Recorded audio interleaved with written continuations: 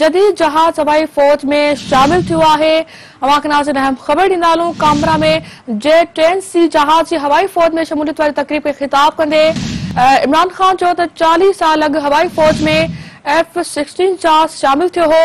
संदसि चवणु हो त J-10C जहाज सां संदन बचाव वारो निज़ाम वधीक मज़बूत थींदो। वज़ीर आज़म इमरान खान चयो त पाकिस्तान मुस्तहकम थी रहियो आहे, मुल्क सही रस्ते ऐं मईशत बहितर थी रही आहे। अहम ख़बर खां नाज़रीन अवां खे आगाह कंदालूं पिया। वज़ीर आज़म इमरान खान चयो आहे त J-10C जहाज जे पाक हवाई फौज में शमूलियत ते ख़ुशी आहे। 40 वरनि बाद जदीद जहाज हवाई फौज में शामिल थियो आहे।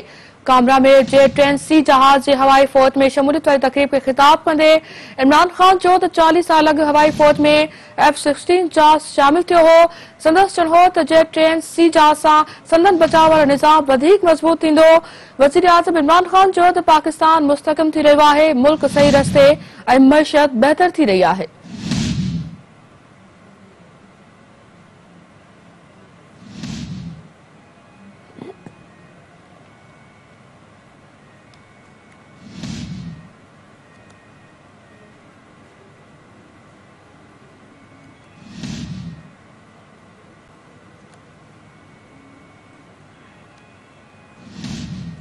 नाज़रीन ख़बर अवां सां शेयर कयूं पिया। वज़ीर आज़म इमरान खान चयो आहे त J-10C जहाज़ जी पाक हवाई फौज में शमूलियत ते ख़ुशी आहे।